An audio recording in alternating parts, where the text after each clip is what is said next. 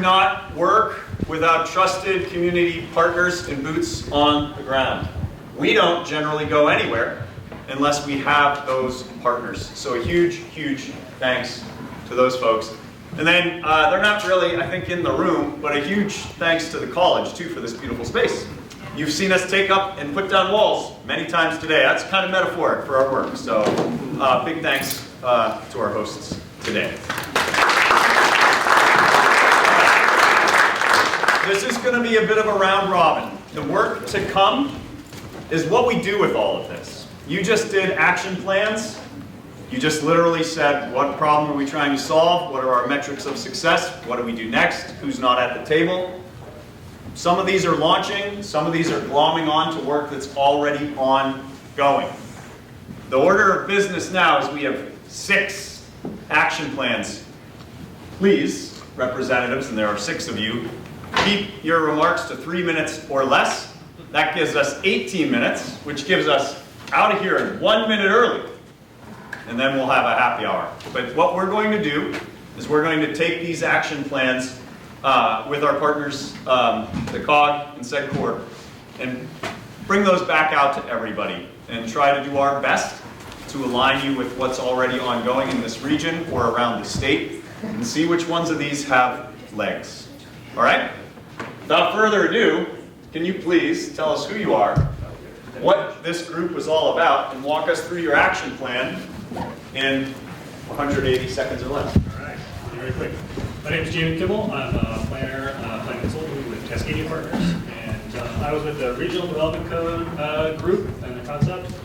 And so the project that we sort of specified coming out of that is to create a set of particularly building design standards, so things like architectural design standards, things that regulate how many windows need to be on a facade, how big does the porch need to be, all those kinds of aesthetic design standards that many different cities have, and create a set of design standards that could be consistent across a region. And the benefit there, allowing for builders to benefit from the economies of scale, being able to produce the same product in different places, the predictability, and particularly the benefit for modular or prefabricated housing users.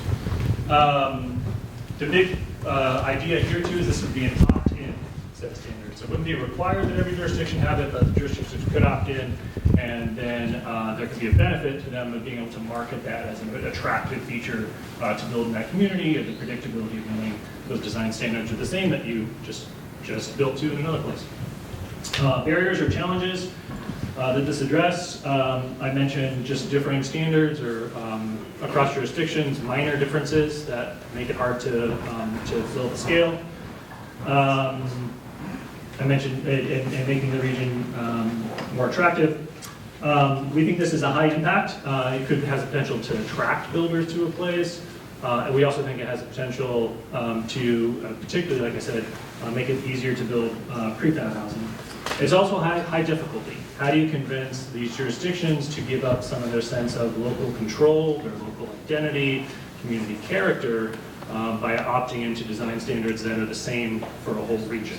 So challenging selling point, but we think the benefits may outweigh the cost of that. So to do that, we need a tech team, which means planning consultants such as myself, but also local planners, developer, industry reps, architects, representatives from the prefab and modular building industry. And we need sort of a tech team there. We also think we need a selling team. We need mayors from these jurisdictions who are willing to opt in to help make the case for why this is beneficial to that local community, how it's going to help move the needle on housing issues. What does this say here? What is an aggressive but realistic? Oh yes, okay, yeah. So we think that the process of developing this consistent set of design standards could be done in like a year. Technically, it's not that difficult. The big challenge is getting enough jurisdictions to buy into it to have the critical mass to be really beneficial from a housing production perspective. So maybe a year to develop the standards, a couple more years to get more people on board, or more jurisdictions on board. Needs probably something like $150,000 to start up and do some of that technical work, get the standards in place, get those standards drafted, And potential funders were talked about are home builders, the home building industry, potentially the state and the Department of Land Conservation and Development. Other resources could be the Oregon Chapter of the American Planning Association, the Oregon Land Institute, other planning resources. Metrics to success. How many jurisdictions sign on? That'd be the biggest metric of success here. If you have a region, there's 20 jurisdictions, how many can you get signed on to these consistent set standards? And how many permits are issued under those set standards? How many homes are built? Those are other success metrics. And we talked about meeting in a couple of weeks. And before that, doing a little bit of engagement with the state to see if there's any other similar efforts. There's some model codes that are being developed, make sure we're not duplicating efforts. And to get to buy-in from some the leadership of these cities that their planners could start to spend some time on this kind of project. Okay. Nice work.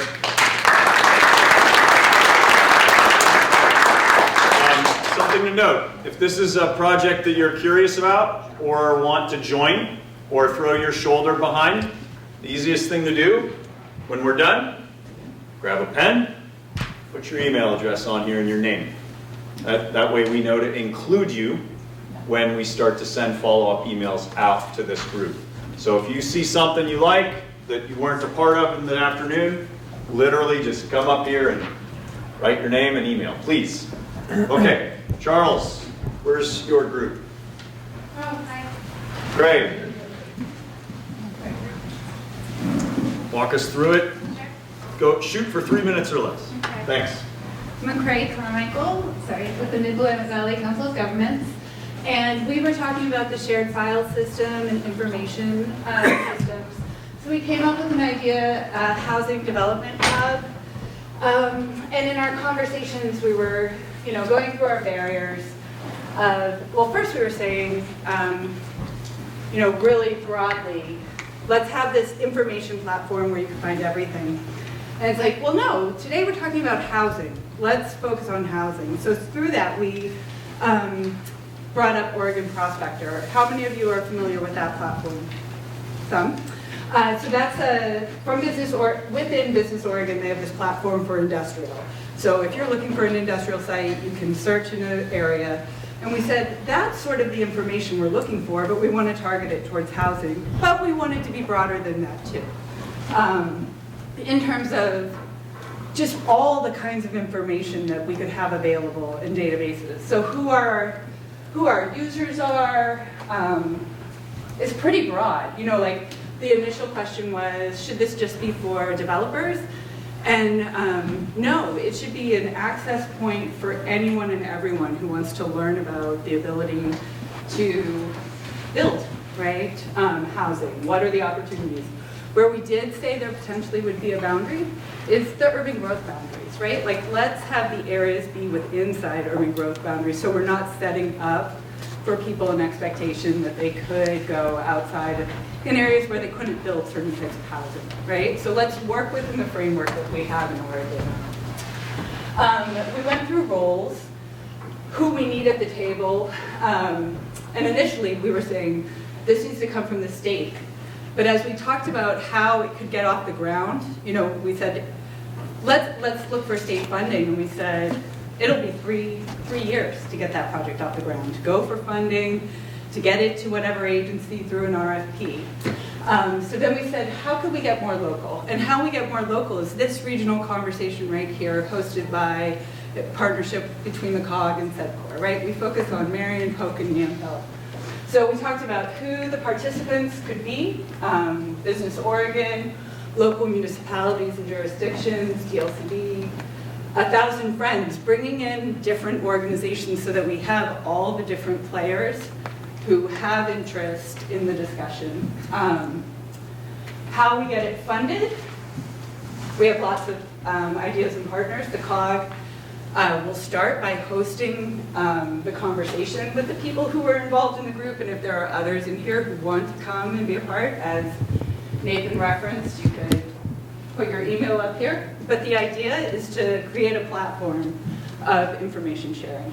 So, questions? Well done.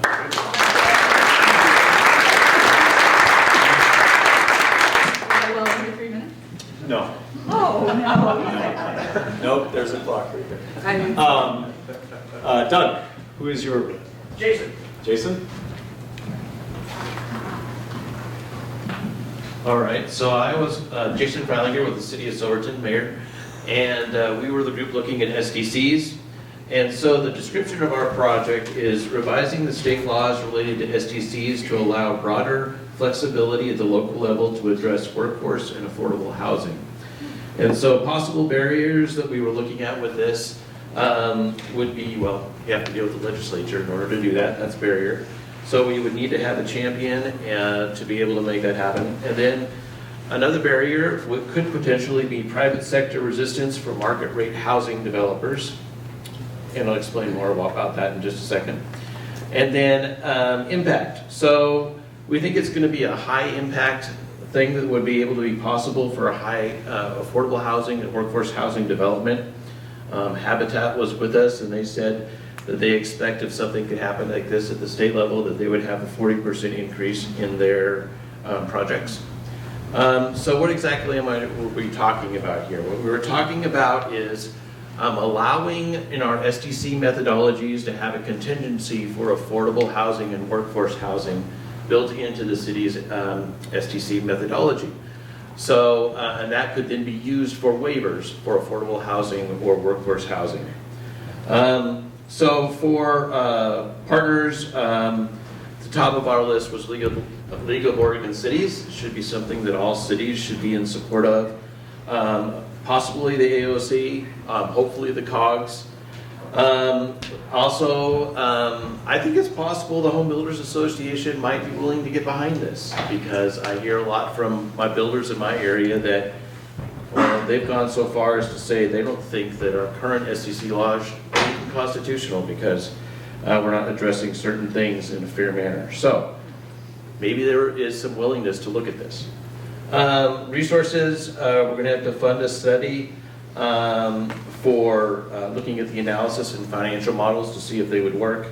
Metrics ultimately would be units being built, but also if we could actually get a law passed through the legislature, that would be seen as success. We're looking at this with the optimistic outlook on this, it would take 2 to 5 years. So that's it. Questions? Done.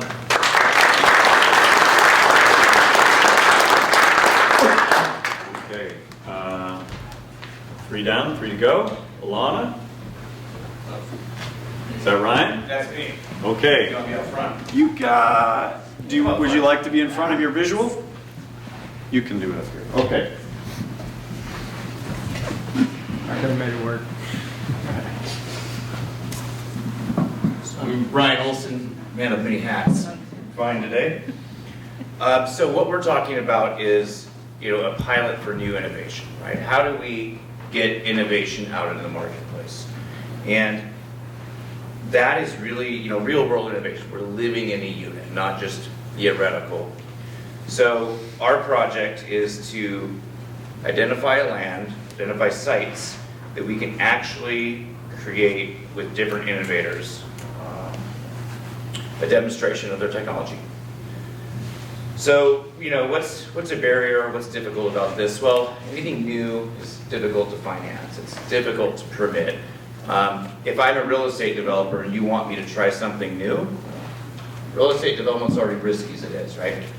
I don't want to be the guinea pig. So that's a big barrier to getting new innovation into the marketplace, and this is a way to de-risk that. The other thing is it's difficult with new technologies sometimes to permit those and to get those engineered and to have a city building official say, that's maybe a little outside the line, but we think we can do it. So doing this is a way to prove to the local community, developers, and building officials that this technology is viable. So how would we build the right team to advance this solution? Really, this is about putting together the innovators, real estate developers, general contractors, architects, city officials, and getting everybody in the same room and saying, look, we're going to do this. It's a community problem. We're all in this together, so let's figure it out. So what's an aggressive but realistic timeline? Well, we like to have some land secured in the next 90 days so that we can start with site plans and start putting out an RFP for different innovators and select those within another 60 days after that. I think it's realistic this could open with an aggressive timeline to the public in a year. So resources, what do we need? We need capital, we need land, we need innovation, and we need some capital that's willing to be burned, right? With innovation, it's not like, hey, every project's gonna pencil, especially if it's something new. So somebody that's gonna burn a little money, somebody that's gonna take out a loan on the rest, and ultimately buyers that are going to live in it. So how would we define metrics of success? I think it's really about, we could take 3 or 4 concepts that haven't been permitted and built before and get those into the marketplace and ultimately have those permitted and have them sold. Yeah?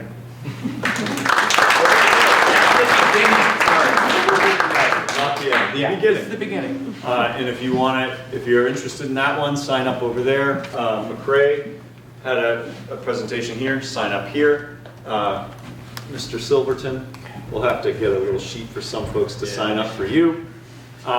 Daisy? Right over here, we got Matt.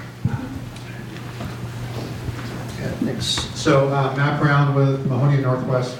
Daisy, can you, let's pull one, or as we like to call it, soggy farmland. And the idea was that we would make it easier to develop middle housing on low-value wetlands in the state. So there's kind of 2 ways to do that. One is by accessing wetland credits that are available for state-built wetlands around the state that they've done. And the other would be some regulatory changes to what constitutes high-value versus low-value wetlands. The first one is more short-term kind of approach. The latter one is probably longer term, involves multiple regulatory agencies. Some of the barriers and challenges, obviously we have environmental advocates who maybe bring up wetlands, and developers are going to be natural opponents. You have multiple jurisdictions involved in regulating these, so you have a lot of agencies to talk to. And then we have a consistent inventory of wetlands around the state to understand what we're dealing with. The impact on housing production, it depends obviously on the site, but probably it could be 25–50% reduction, right, in the amount of land that's available for housing production in the state. So it's a significant issue and a significant barrier. Who are some of the players? We've got a ton of them. Obviously, there's the regulatory agencies, DSL, DLCD, Army Corps of Engineers, but we also have other people, senior executive staff, Department of Natural Resources, developers who want to see if we can develop environmental champions that can be on our side and looking at how we can address this. Timeline, we see that there's a fairly short timeline here. This is a lot of elbow grease, I think, that's needed to bring this to fruition. So the next 6 months we see is kind of political outreach and kind of coalition building in support of this idea of increasing housing production by addressing this. Then towards the latter part of this year and into early next year, drafting legislation, regulatory amendments that can be put into what we assume is going to be a short session come early next year. And then obviously probably the balance of next year would be to get those adopted in place. Resources, we need a bureaucracy whisperer, is what we're calling it, to kind of navigate our way through this process. But working with Oregon League of Cities, Regional Solutions, Governor's Office, finding, again, environmental advocates, housing advocates. We'd like to access things like housing market data and to kind of do some analysis on just how much we can increase housing production and what that impact on the market might be. And also the idea of also looking at wetland science and how these kind of changes might impact wetlands around the state. Our metrics of success, obviously, one would be to see that we have the support of what would be considered like natural opponents, right, to an idea like this. Think Thousand Friends or water quality, water resource advocates. But ultimately, obviously, our big metric is, can we increase the amount of developable land, right? It's available in the state for housing. We've set our first meeting probably for next month. It's going to be on site so that we can actually look at what these wetlands actually are and really try to begin to build support from there. That's it.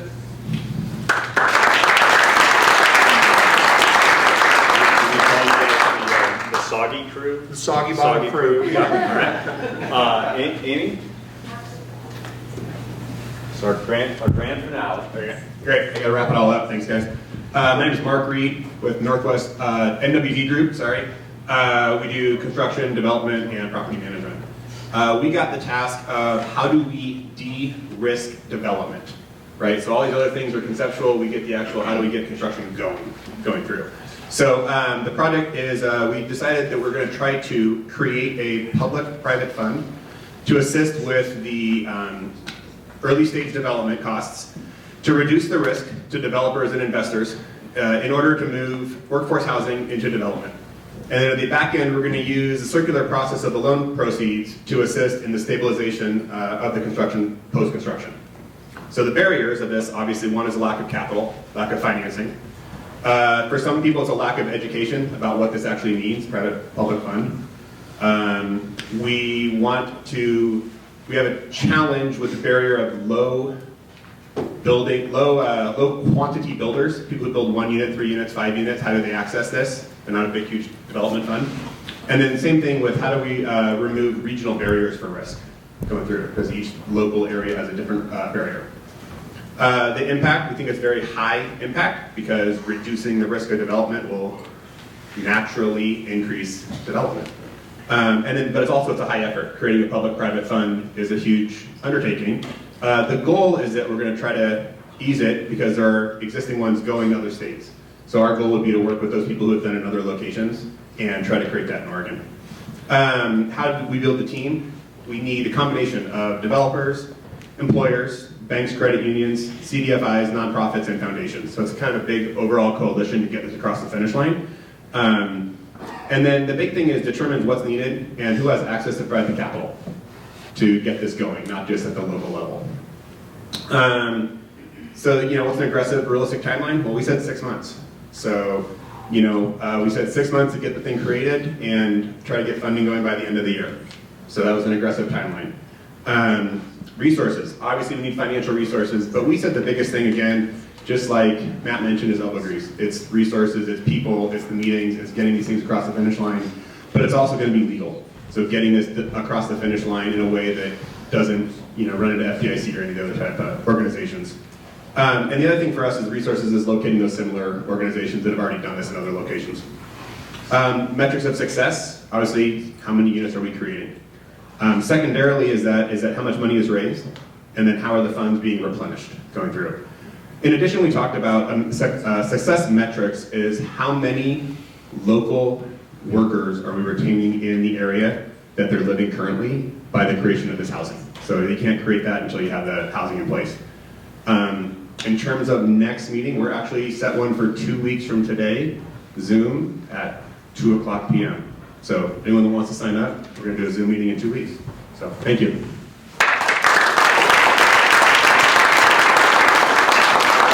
Okay, this is our 60-second close, and then we're done. First off, a huge theme of the Missing Middle Housing Fund, a value that my board challenged me to start the organization with was gratitude.